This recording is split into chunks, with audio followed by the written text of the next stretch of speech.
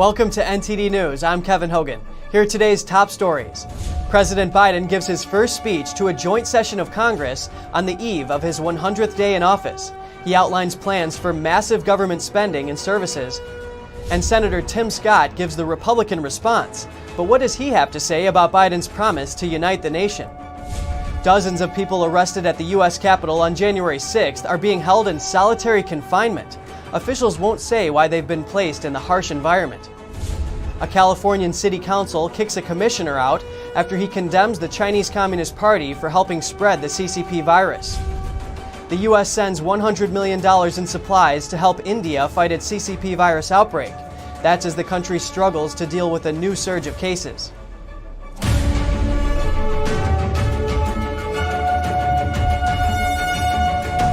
President Biden delivered his 100-day speech to a joint session of Congress last night.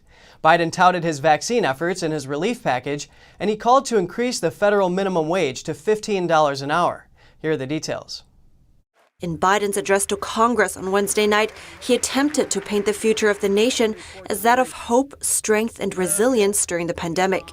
And he called on lawmakers to support his radical proposals on infrastructure, election reform, police reform, and gun control. The address came on the eve of his first 100 days in office. After 100 days of rescue and renewal, America is ready for a takeoff, in my view. We're working again, dreaming again, discovering again, and leading the world again. We have shown each other and the world that there's no quit in America. Biden said his administration set up vaccination sites in more than 400,000 pharmacies across the country. And last week, the administration passed Biden's goal of administering 200 million shots. He celebrated passing his $1.9 trillion COVID relief package and praised his multi-trillion-dollar infrastructure package. These are good-paying jobs that can't be outsourced. Nearly 90% of the infrastructure jobs created in an American jobs plan do not require a college degree. 75% don't require an associate's degree. In his speech, Biden called on Congress to increase the federal minimum wage, despite critics saying this would hurt small businesses, which make up 99% of employers. And by the way, while you're thinking about sending things to my desk, let's raise the minimum wage to $15. Biden signaled he may expand Obamacare. He plans to increase corporate taxes to pay for his radical proposals. Reactions to President Biden's speech from Democrats and Republicans are poles apart. Here's what the top lawmakers on both sides are saying. Democrats and Republicans issued starkly different reactions to President Biden's first speech to Congress Wednesday. House Speaker Nancy Pelosi praised it, calling it a unifying message of resilience, resolve, and hope. Senate Majority Leader Chuck Schumer tweeted, his plan will help restore the American optimism that has been shaken for the last 4 years. But Republican Senate Leader Mitch McConnell said though Joe Biden ran as a unifying figure, the record of his first 100 days is one of partisan ideological left-wing governance. And House Republican Leader Kevin McCarthy tweeted a series of fail messages throughout the night on things like the border crisis, tax hikes, and Biden's infrastructure plan. Former Secretary of State Mike Pompeo also weighed in. He tweeted, so far, President Biden has successfully outlined a radical socialist agenda for the next 4 years. That should trouble every freedom-loving American. And minutes after President Biden's speech to Congress, Senator Tim Scott gave the Republican response. He criticized Biden for dividing the country despite promising to unite it. We need policies and progress that brings us closer together. But 3 months in, the actions of the president and his party are pulling us further and further apart. Scott said during the Trump administration, Congress came together for 5 bipartisan virus relief bills. But since Biden came to office, Democrats are going it alone. They spent almost $2 trillion on a partisan bill that the White House bragged was the most liberal bill in American history. Scott also lambasted Biden's new American Families Plan. Even more taxing, even more spending to put Washington even more in the middle of your life from the cradle to college. The beauty of the American dream is that families get to define it for themselves. Scott is the first black politician from the South to serve in the Senate. He disagreed with Biden's description of America as systemically racist. America is not a racist country. It's backwards to fight discrimination with different types of discrimination. And it's wrong to try to use our painful past to dishonestly shut down debates in the present. Scott pointed out that Democrats used the filibuster to kill his police reform bill last session, even after he offered opportunities for amendments. He said they seemed to want the issue more than the solution. The House Republican leader said Scott hit it out of the park with his quote, "Our best future will not come from Washington dreams or socialist schemes. It will come from you, the American people." Politico reports that D.C. jail officials are holding all remaining January 6 detainees in solitary confinement. That strict form of inmate housing calls for 23 hours of isolation per day, but 2 Democrat senators are questioning the decision to put them there. Dozens of detainees from the January 6th breach have not been released pending their trials. For now, they're being housed in solitary confinement. 2 Democrat senators are asking why. One of them is Senator Elizabeth Warren, who calls solitary confinement cruel and psychologically damaging. She notes that the people arrested have not even been convicted yet. Warren says she's worried jail officials are using the tactic to punish or break the detainees. Senator Dick Durbin is Majority Whip and chair of the Senate Judiciary Committee. Durbin has long been an opponent of solitary confinement. He says it should be used in very limited and exceptional circumstances. Politico reports that jail officials wouldn't give them an answer about why the detainees are in solitary. Julian Cotter and George Tanios are 2 of the inmates in solitary confinement. They both face multiple charges for their actions on January 6th. The Epoch Times reports that they've reached out multiple times to the Justice Department and D.C.'s Department of Corrections. They haven't gotten a response. Attorneys for Cotter and Tanios declined to comment on the case. Tanios' lawyer submitted a plea for his client to be released pending his trial. It says that he's an ordinary businessman with a family and no history of violence. Tanios' lawyer says his client does not pose a danger to the public. Federal investigators are after Rudy Giuliani. FBI agents raided his home and office, seizing laptops, cell phones, and other electronic devices. He's being investigated, at least in part, for his dealings with Ukraine. The search warrant is an aggressive move from the Justice Department. Andrew Giuliani, the former mayor's son, said our Justice Department should remain independent and says, as an American, this is very concerning. This is absolutely absurd, and it's the continued politicization of the Justice Department that we have seen. And it has to stop. If this can happen to the former president's lawyer, this can happen to any American. Enough is enough. The only piece of evidence that they did not take up there today was the only piece of incriminating evidence that is in there. And it does not belong to my father. It belongs to the current president's son. That's all I have to say. Investigative journalist Lee Smith says this is payback from Giuliani's role in the Trump administration. This is clearly revenge for what the former mayor of New York City, his role as not only as Donald Trump's lawyer defending Donald Trump, but also his role in unearthing Hunter Biden's corruption in Ukraine.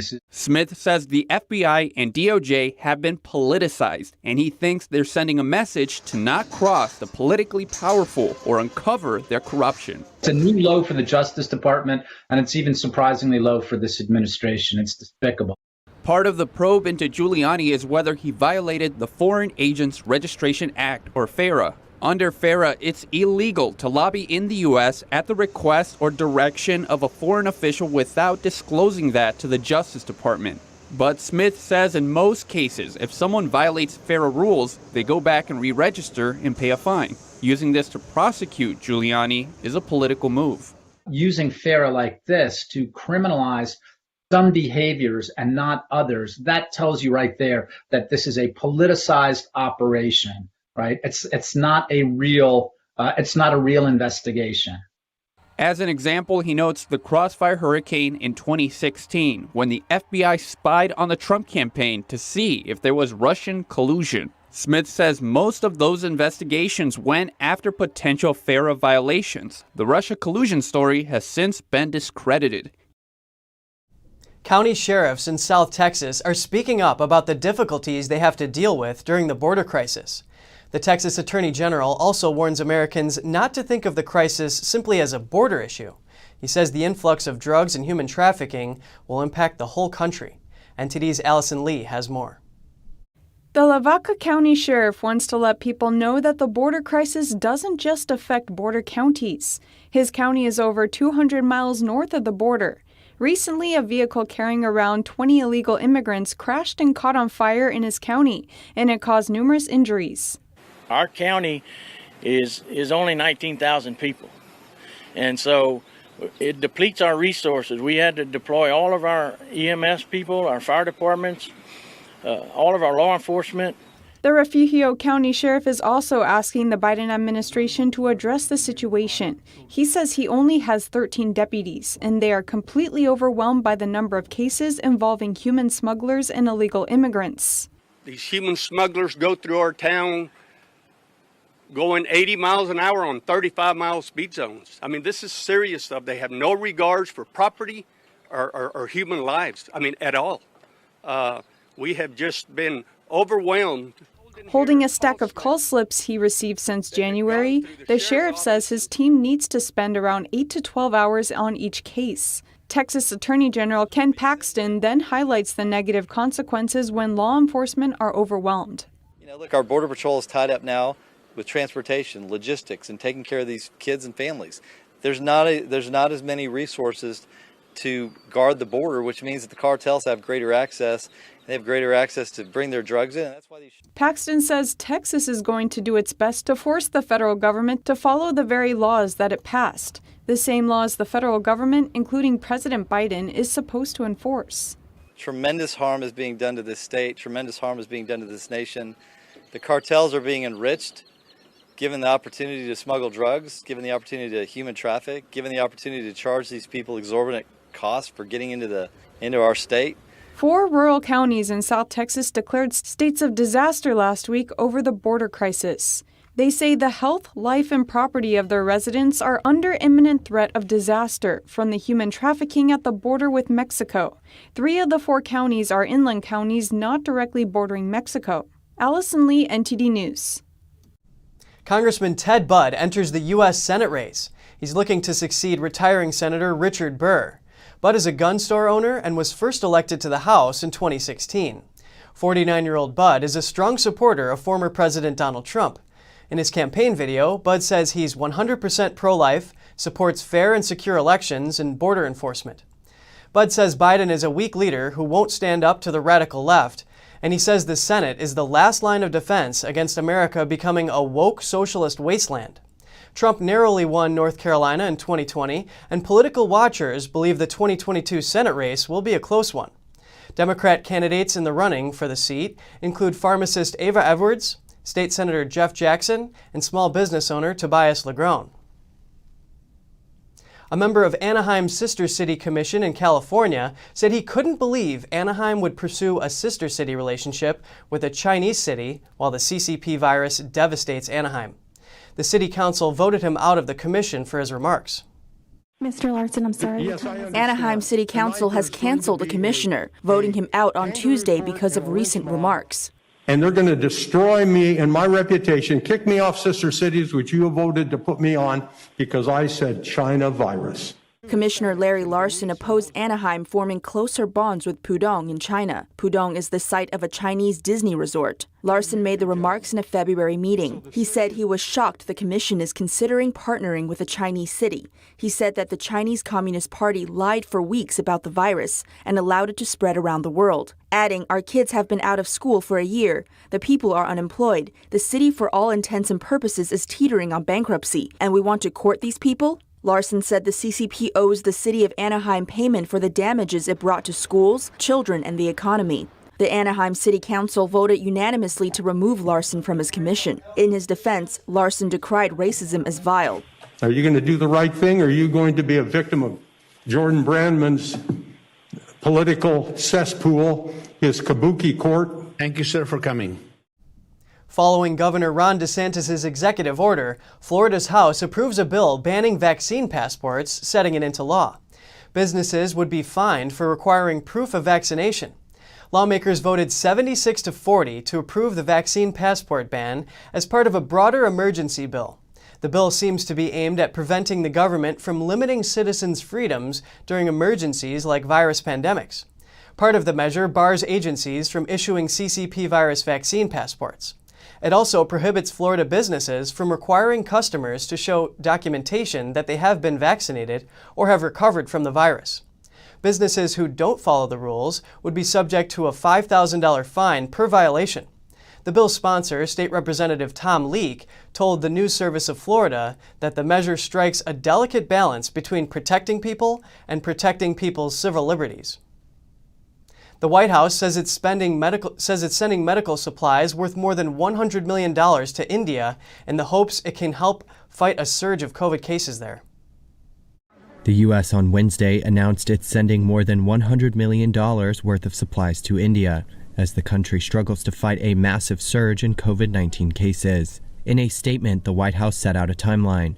On Thursday, supplies will start to arrive and continue into next week. The help includes 1,000 oxygen cylinders, 15 million N95 masks, and 1 million rapid diagnostic tests.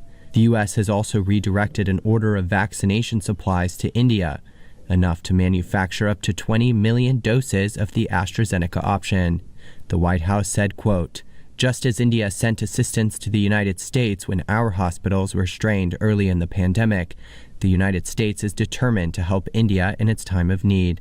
India's death toll surged past 200,000 earlier this week, and that number is still climbing because of shortages in supplies, like medical-grade oxygen and hospital beds. Do you enjoy literature?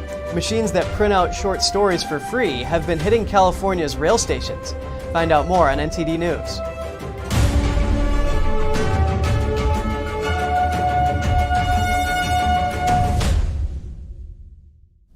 Amtrak is turning 50.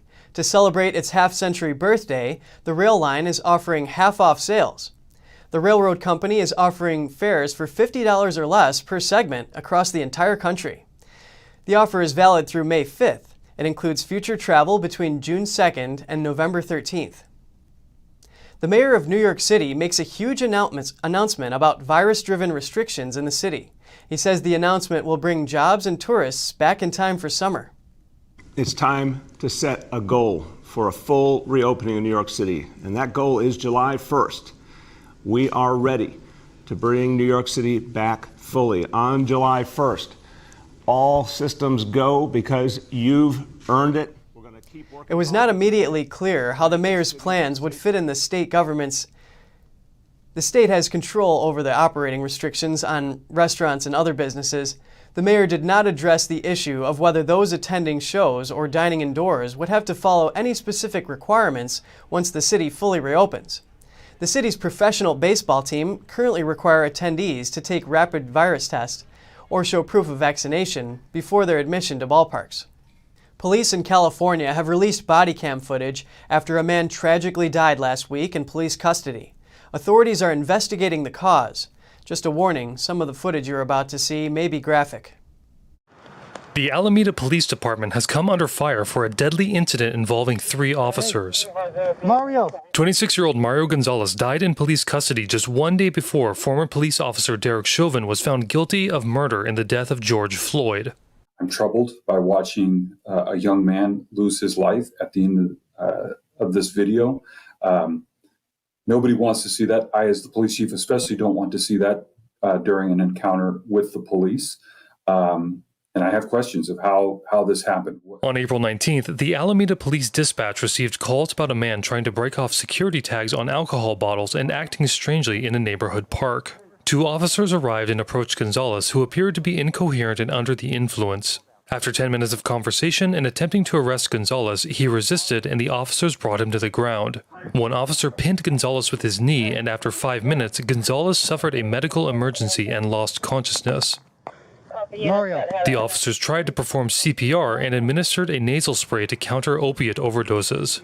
However, Gonzalez was later pronounced dead at a hospital. The 3 officers involved in the incident have been placed on administrative leave, and the department released a statement saying, "This was a terrible loss of life, and we understand and share the public's need for more information." The Alameda Police Department is committed to full transparency and accountability. But the Gonzalez family said the police killed their loved one the same manner that they killed George Floyd and are seeking criminal charges against the officers involved. There are currently 3 investigations into Gonzalez's death. Authorities are also waiting on autopsy results. Mario, wake up! California is in drought. Officials are stopping Nestlé, the food and water conglomerate, from taking more than its fair share.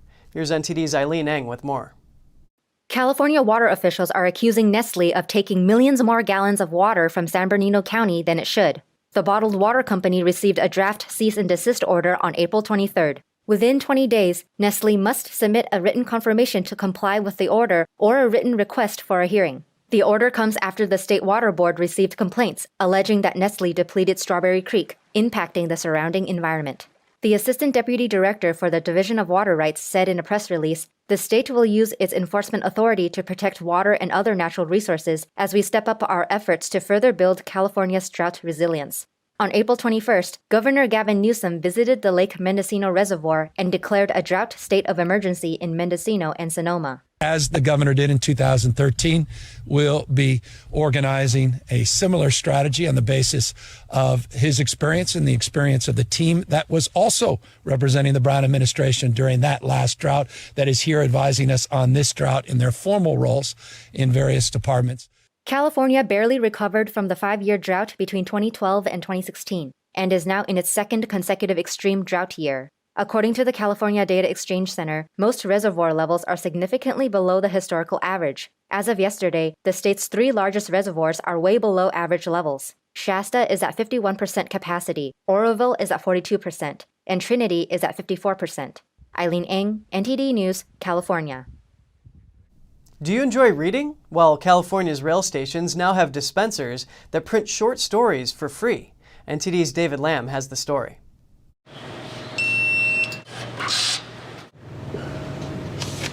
With just one click, I can enjoy reading classic literature from the 1800s while I sit on the train.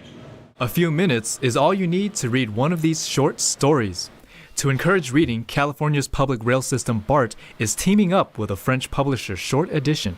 The company creates dispensers that print short stories on receipt-like paper without using ink, and it's completely free for readers. The mission is, from the writer's perspective, is to showcase their work and give them a platform and a voice. Short Edition's Kristen Leroy says the stories are curated from writers across the globe. 100 stories were selected from American students, and they even discovered writers from writing contests. But the main thing is to get people off of their phones, reading again. The dispensers are already available in other countries like the UK and India. Kids these days don't necessarily see their parents sitting down reading a book, right? These machines reportedly cost $10,000 each. They're currently located at 3 BART stations with plans to spread to the other stations. The first dispenser in the U.S. was installed at a restaurant in San Francisco. With over 400 English writers, Short Edition is trying to expand in the U.S., so they encourage you to grab your pen and start writing. David Lamb, NTD News, California. So what have you been doing since the pandemic began? One North Carolina boy hit the books very hard. 12-year-old Mike Wimmer finished 4 years worth of schooling in just 12 months. And we aren't talking about middle school subjects. He completed his junior and senior year of high school and 2-year associate's degree. Now Wimmer is preparing to graduate from Rowan Cabarrus Community College on May 21st and from Concord Academy High School the following week. If that wasn't enough, he's also the valedictorian of his high school class. As for what's next, Wimmer is considering job options in and out of the U.S., additional schooling, or a fellowship that would let him focus on his startup. Still to come, gas shortages are raising prices heading into the summer, but that's not likely to stop summer travelers eager to escape lockdown stress. And South Korea's government will soon receive one of its largest inheritance tax bills ever. It's coming from the family of the late chairman of Samsung. All that and more in just a moment.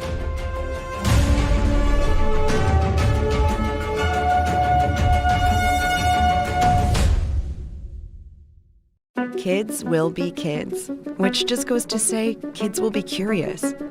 They get into everything. Everything. If there's a loaded firearm in the house, they could get their hands on that, too. Keeping firearms locked, unloaded, and stored separately from ammunition in a place inaccessible to kids can help keep your loved ones safe from family fire. Safe gun storage saves lives.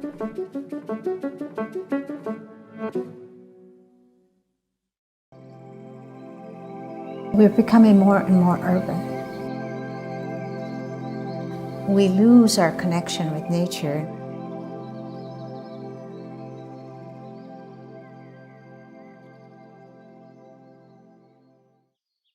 This little girl lives in a world of natural beauty, nature all around her. Not everybody has this opportunity. Things are growing all around her, all sort of handmade things. The artist has portrayed a scene that is so comforting and so grounded that we can experience this ourselves. The artist himself has to be absolutely natural. And it's not easy to do because children are hard to paint. Birds are hard to paint. They don't sit still. This is quite an accomplishment, reflecting nature back to us.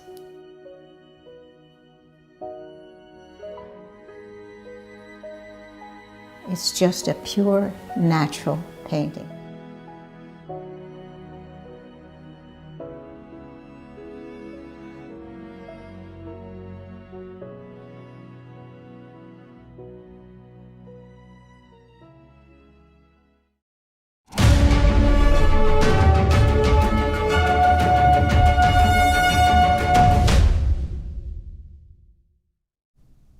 The FAA has ordered fixes for an electrical problem that grounded more than 100 737 MAX jets. Boeing announced the new problem earlier this month, and airlines voluntarily stopped flying the planes. The issue is unrelated to the flight control system problem that grounded the entire fleet for most of 2019 and 2020, following 2 crashes that killed hundreds of people. The 109 jets with the electrical issue were manufactured after a design change in 2019. The electrical system issue could cause the loss of critical flight deck functions and the loss of engine de-icing. The FAA says there were no failures during flights. You may find yourself paying more at the pump this summer. Gas prices are expected to surge as drivers take to the roads again after a year of staying at home. An expert explains what's behind the price jump. A number of factors will likely contribute to the price rise. For one, Texas refineries are still recovering from a weather disaster and production has slowed. So we're heading into the summer, which is the heavy driving season in the U.S. At the same time, we may be near herd immunity with all the vaccinations, and we have little in the way of inventory.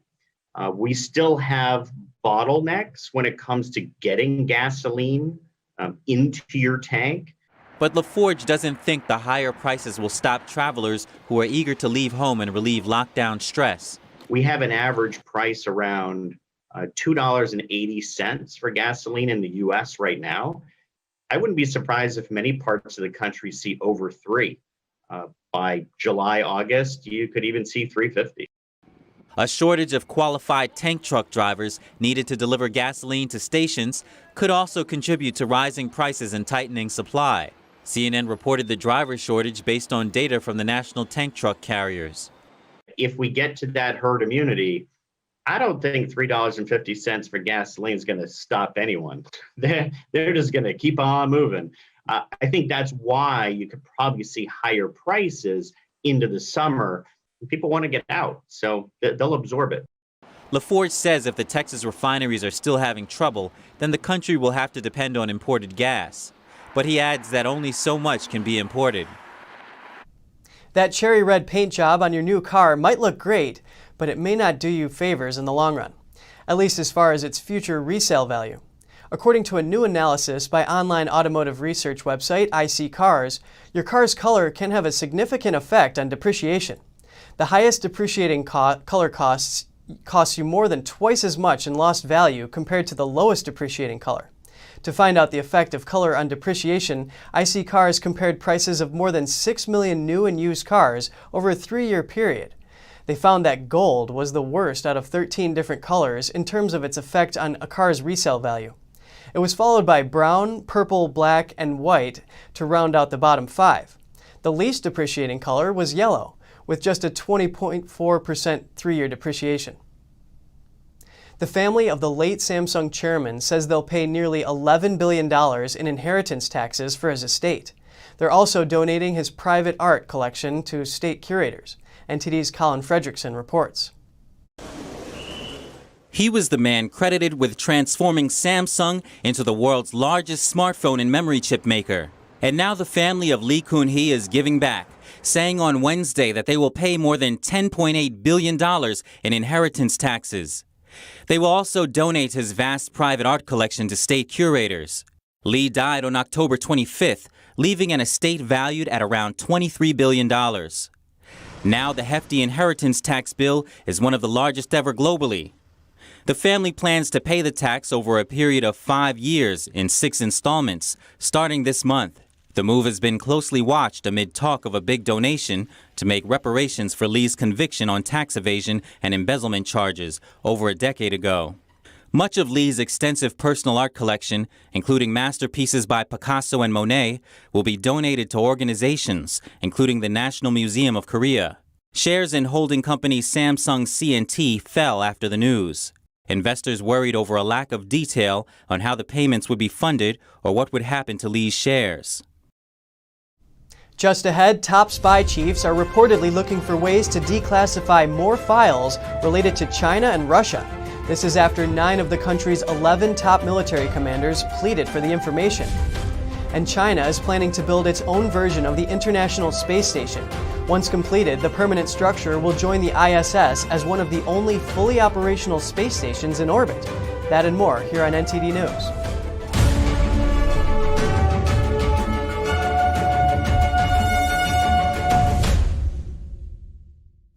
A Chinese national is sentenced to 14 years behind bars for laundering drug money from Mexican cartels. This case is not an isolated incident, but a growing phenomenon. NTD speaks with an expert about the elaborate partnership between China and drug cartels. Chinese national Xian Binggan was sentenced to 14 years prison time on Tuesday. His crime, laundering the profits of illegal drugs on behalf of Mexican drug traffickers. He was sentenced in a federal court in Chicago. Prosecutors said Gan was living in Mexico at the time, arranged for over $500,000 in illegal drug profits to be picked up in Chicago in 2018. The money was supposed to be transferred to drug traffickers in Mexico through various bank accounts in China, but the transaction was intercepted by police. 2 assistant U.S. attorneys said the defendant was part of a recent phenomenon in which a relatively small network of Chinese money brokers based in Mexico have come to dominate international money laundering markets. Derek Maltz, former head of the Drug Enforcement Administration's Special Operations Division, says the cartels are becoming more sophisticated by partnering with Chinese nationals. So what they're doing is they're using Chinese nationals in our country, and many times, students that are here in the country for education. They're picking up multi-millions of dollars from drug trafficking organizations, and then they're dropping the money off to Chinese business guys in America. In some cases, they take the cash into casinos, they gamble with some of the cash, right? They cash out and they have the cash here available. They're buying real estate, they're paying for college in cash. They're making a lot of cash transactions. Maltz says these Chinese nationals are often moving the money around using encrypted banking apps like WeChat, making it hard to track and prosecute.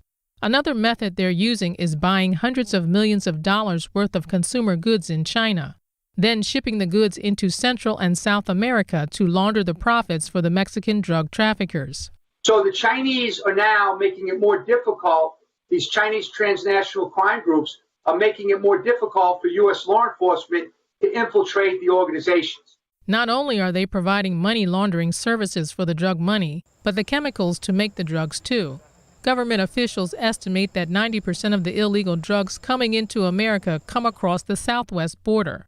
Maltz estimates 80% of those are made using chemicals from China. He says he believes the Chinese Communist Party is likely playing a role, and that this could be part of the CCP's unrestricted warfare on America. Although we don't have the smoking gun of the role of the CCP, if you talk to experts that have worked with the Chinese, that understand the Chinese culture, the CCP controls the country, right? Their communication networks, their financial networks, all these chemical companies, 160,000 plus, that are all over China, producing all of these synthetic drugs, right? It's hard to imagine that the CCP wouldn't have at least knowledge and, encouragement of these organizations to continue what they're doing. Molt says he expects these criminal networks to get ever more complex and advanced as they work further with China. The intelligence community may soon declassify more files on the behavior of U.S. adversaries. 9 military commanders asked for the details, aiming to use them in the information war with Communist China and Russia. NTD's Tiffany Meyer brings us more on the story. 9 out of 11 top U.S. military commanders have urged the intelligence community to declassify more files about U.S. adversaries' bad behavior. That's in order to use in the information war against Communist China and Russia.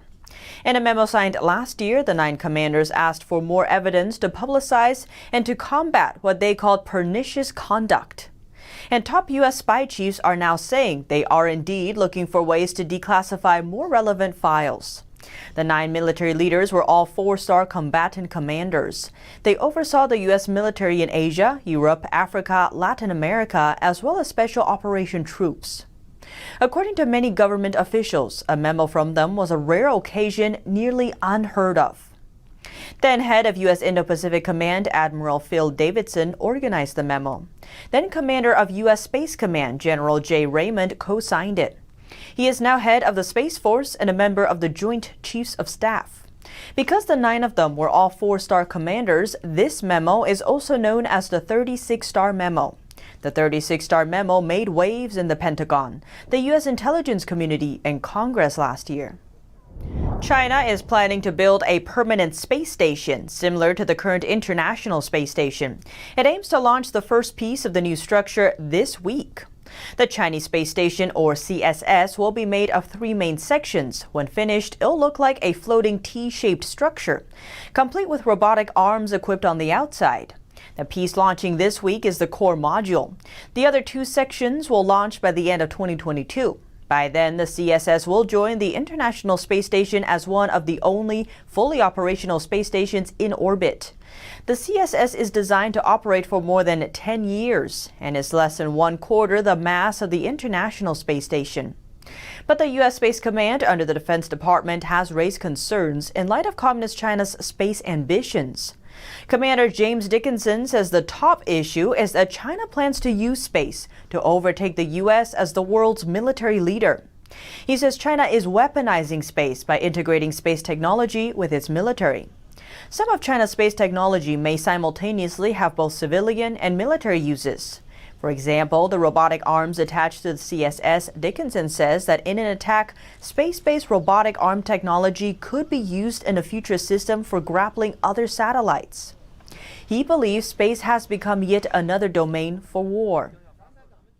Next up, union-led protests break out across Colombia. They're over proposed tax increases, dozens arrested and police officers injured.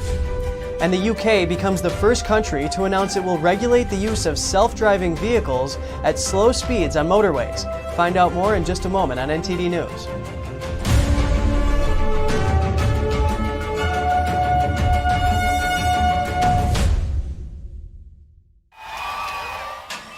When the game's over and it's time to go home, sometimes your car has other plans. That's why I drive with CarShield. As expensive as car repairs can be, I wanted the best defense around. And with CarShield's administrators, they make sure that you don't get stuck with expensive car repairs like this. Did I forget to mention that with CarShield's network, I also get 24/7 roadside assistance, towing, and rental car reimbursement included. That's peace of mind every driver needs. I saved close to $9,000. If it wasn't for CarShield, I wouldn't have my car. I gotta tell you, it's quite a relief not to worry about expensive car breakdowns anymore. And with CarShield's administrators, you can choose your favorite mechanic or dealer to do the work. Plus, it's easier than ever to get America's favorite car protection. There's no long-term contracts, and coverage is affordable for every wallet size. If I didn't have CarShield, I would have been out of pocket $7,000. And as a parent of 3, I couldn't have that. I trust CarShield administrators because they paid my claim. Talk about MVP protection for less than the cost of a ball game. Take it from me, the Boomer. Nobody wants to go through the headache of an expensive car breakdown on their own. If you're driving without a warranty, you have to call CarShield. Yeah, you do. So do yourself and your car a favor. Call CarShield. They're your best line of defense against expensive breakdowns.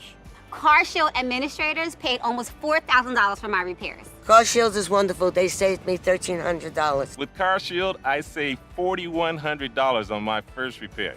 Over 1 million happy drivers couldn't be wrong.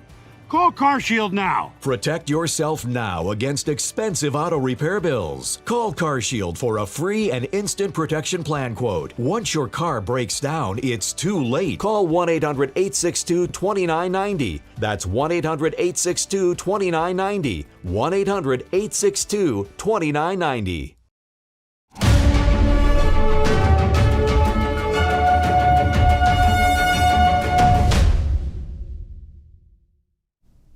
Thousands of protesters answered calls from Colombia's biggest unions to demonstrate against a proposed tax reform. Thousands of Colombian protesters clashed with police across the country Wednesday over a proposal for new or expanded taxes. 40 people were arrested for alleged vandalism, according to the government, and over 40 police officers were injured. Protesters had answered the call from Colombia's biggest unions to hit the streets. In Cali, indigenous protesters tried to bring down a statue of Conquistador Sebastián del Belalcázar and faced off with police in riot gear before being driven away by tear gas. Right-wing President Iván Duque's proposal would mean more taxes for individuals and businesses, an attempt to raise billions of dollars, and, the government says, avoid a downgrade on its debt rating.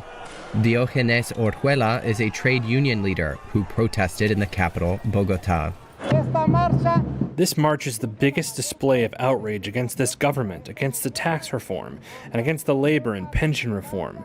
The government has gone against the country, and the country is responding in more than 500 cities. On Wednesday, President Duque responded, saying only peaceful demonstrations would be tolerated. Violence doesn't resolve any of the challenges that we have to face as a country. There are no stubborn positions here. Violence cannot be a mechanism of expression. Wednesday's protests are the most recent against Duque's policies, which began near the end of 2019.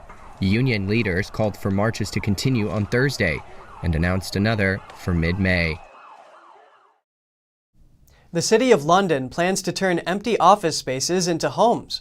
Pandemic restrictions left the once bustling streets of central London's office district deserted. Here's NTD's Jane Worrell with more. Central London's financial district, where glass meets historic buildings. As part of its pandemic recovery plan, the City of London is looking to convert office spaces here into homes. It's aiming for at least 1,500 homes by 2030. Its plans also include offering long-term lets to creatives at a lower cost, as well as investing in the city's public gardens and open spaces. Policy Chair at the City of London Corporation, Catherine McGuinness, says firms want to keep a central office hub, but the way they operate will change. Many companies are reshaping the way they work, with staff splitting their time between working at home and in the office. Urban areas, including the world's most powerful financial centres, are adapting to post-pandemic trends. Jane Worrell, NTD News, London. The UK government became the first country to announce it will regulate the use of self-driving vehicles at slow speeds on motorways.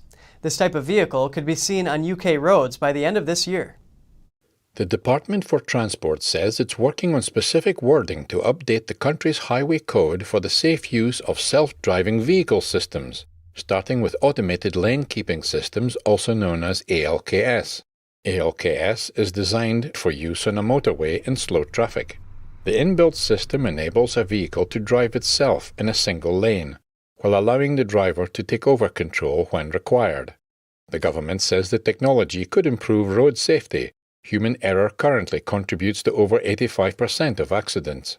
The government expects that by 2035, around 40% of new cars in the UK could have self-driving capabilities. This would create up to 38,000 new skilled jobs. However, insurance companies are warning that calling ALKS automated or using the term self-driving will confuse British drivers into thinking the cars can drive themselves, in turn causing accidents and risking a public backlash against the technology. Next up, something out of a fairy tale. Take a look at this stunning footage of Scotland's largest hedge maze. It's about to reopen to the public. The 40-year-old Traquair Maze is preparing to open again as COVID restrictions ease. Located near the Scottish borders, gardeners carefully trim its 1,500 trees to get it ready. It was created in 1981 out of cypress trees. Hardy beech trees were added after a harsh winter in 1983. They give it some color. The hedges grow so close together that only one person can pass through at a time. Over half an acre in size and with no dead ends, it's a beloved pastime for children and adults from all over the world. And a U.S. firm gets approval to buy part of a legendary New Zealand rugby brand, but some are opposed to the sale. Stay tuned to find out more.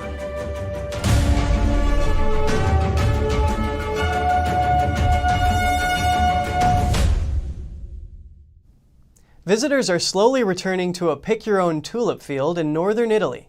The blossoms have been out of reach for months since the area was totally shut down during the first waves of the pandemic.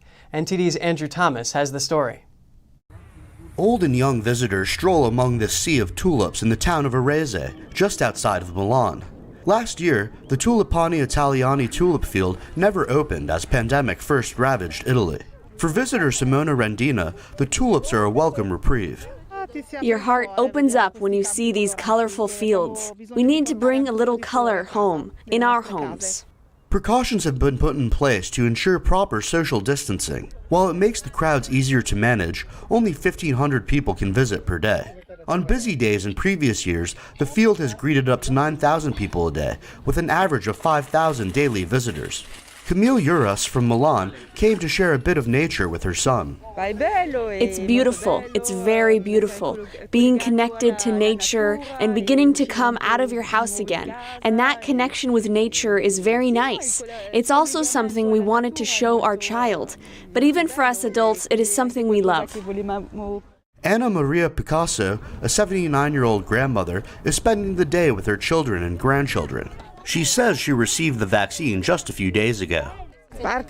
Apart from the fact that I've always worn a mask, obviously it reassures me, although it hasn't been many days since I got it.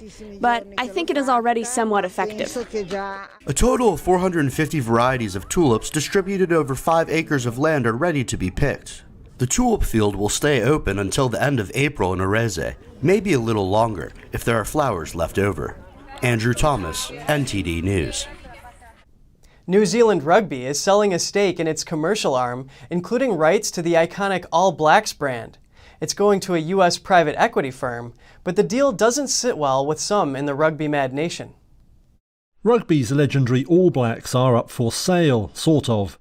New Zealand Rugby on Thursday approved selling a minority stake in its commercial arm to private equity outfit Silver Lake. Under the proposed deal, the US firm would get 12.5% of the commercial rights, including the All Blacks brand, for just over $281 million. That values the rights at over $2.2 billion. NZ Rugby chief Mark Robinson said it was welcome news after the body lost 60% of its revenue during last year's lockdowns. But fans and players may be harder to convince. The New Zealand Rugby Players Association said in January that it would oppose the sale.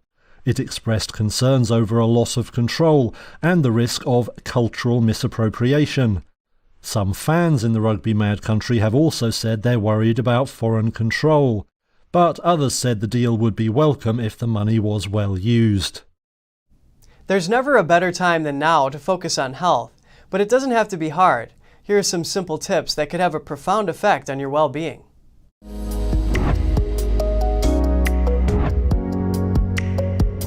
Welcome to Strong Mind and Body. I'm Gina Marie.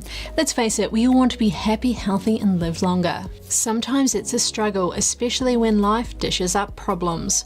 A few examples: COVID-19, economic worries, or the illness or loss of a loved one. Here's a list of ways to enhance your physical and mental well-being. Number 1, live in the moment. Many of us spend lots of time worrying about the past or the future. The only moment that's real is right now. Impatience means that you're itching to move on. However, that next thing is a moment just like this. Slow down and enjoy the now.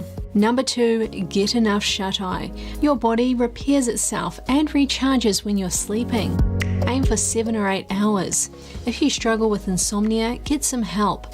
Acupuncture can be an effective treatment for sleeplessness. Number 3, laugh more often. It actually feels good and it also releases chemicals in your brain that are good for your health. Number 4, listen to your body. Your body is incredibly wise. It knows exactly what it needs. Pay attention to those little signs and address health concerns before they become big problems. Number 5, get in touch with nature. In Chinese medicine, the natural world is reflected in your body, so go outside and connect. Hunker down in winter, eat fresh green shoots in the spring, be most active in the summer, and eat lots of locally harvested produce in the fall. Number 6, eat for the long run. Be sure to choose a variety of colourful fruits and veggies daily. Try to eat a diet that's made up of lots of veggies, whole grains, light proteins, and a little fruit. Number 7, calm down. The Chinese say that emotions are the cause of 100 diseases. That means staying angry at your obnoxious family member or worrying about what your neighbours are doing can make you sick. Number 8, get enough exercise.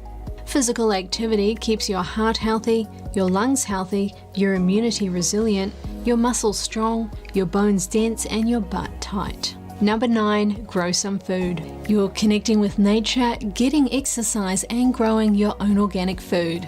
Number 10, make sure you're getting enough vitamin D.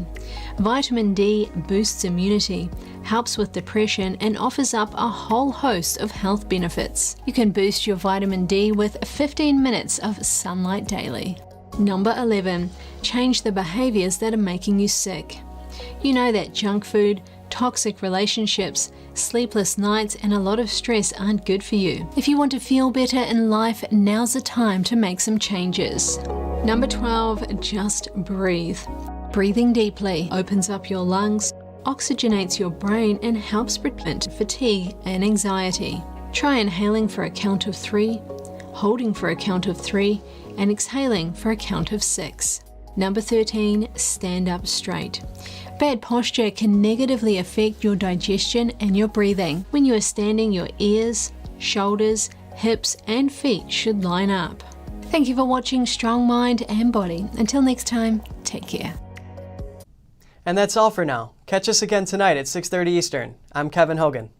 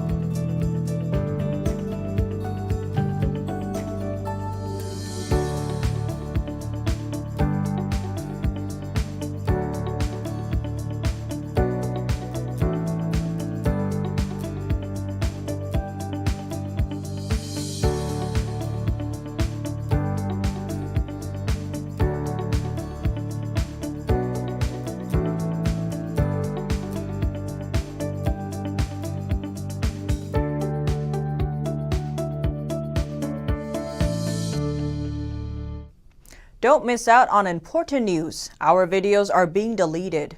So if you don't want to be cut off from honest news, take a moment to sign up for our newsletter at newsletter.ntd.com so you don't lose access to NTD. Go to newsletter.ntd.com to sign up for our evening newsletter.